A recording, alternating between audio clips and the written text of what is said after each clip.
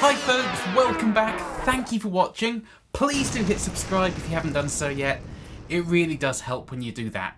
So welcome to part 2 of the VIPots series.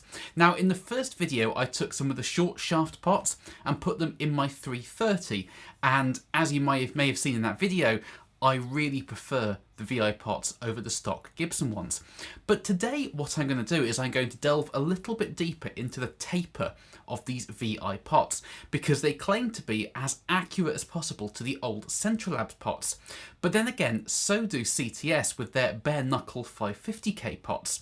So what I'm going to do today is, in my Les Paul Custom over here, which I've modded to be as close to kind of 59 specs as I can with some Monty's Paths, Bumblebee capacitors and the CTS pots, I'm going to play a few things through this guitar, rolling the volume and tone pots around, and I'll show on screen exactly where the pots are set. Then I'm going to put the VIPots in there and do exactly the same thing to see what differences there are between the two, if any. Because the CTS pots are very available here in the UK. You can buy them direct from bare knuckle pickups. The VIPots don't have any dealers over here. You have to import them from the States. So they're much harder to get hold of. But if they're more like the Centralabs and there is a noticeable improvement, then maybe it's worth importing some more. So today I'm just going to put the two side by side to see exactly what differences there are when we roll the volume pots and tone pots around. So without further ado folks, let's get going.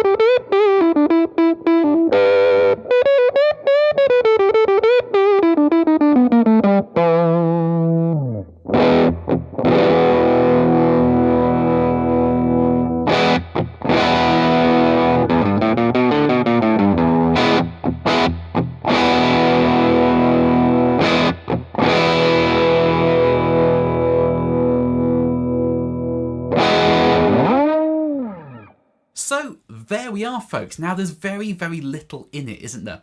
What I would say about the CTS pots is that they seem to have a slightly steeper curve up top, going between 10 and 8 on the guitar's volume, for example. The CTS pots get quieter quicker, but also the CTS pots kind of run out of juice at about 1.5. As you will have heard when I put the guitar's volume down to 1, with the CTS pots in, the guitar was completely silent, whereas the VI pots go all the way down smoothly to 0. So I would say that they have incredibly similar tapers, but the CTS pots seem to be slightly condensed. They kind of go between 10 and 1.5 rather than 10 and 0.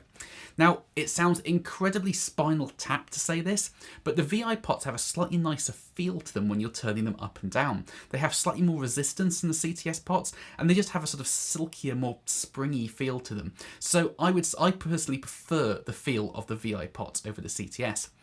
The other thing I would say about the CTS pots, because I run those pots in all of my guitars, is that in my experience, they haven't necessarily been the most reliable, because I've had quite a few of them die on me after just a few hours of use, and especially bearing in mind that I don't gig, I just play here and make videos.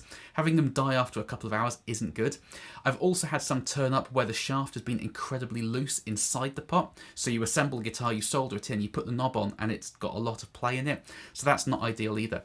I can't really comment on the reliability of the VI pots because they've only been in the guitar 5 minutes, so I'll have to wait and see going forward. But I would say that the VI pots seem to be slightly more sturdily made, but again, that's, just sort of speculation on that front. But at the end of the day, you would be very, very happy with either set of pots in your guitar. The tapers are incredibly similar, and as I said at the start of the video, I think it'll just come down to availability. VI pots are very available in the States with free shipping, apparently. The CTS pots are available here direct from bare knuckle pickups in the UK.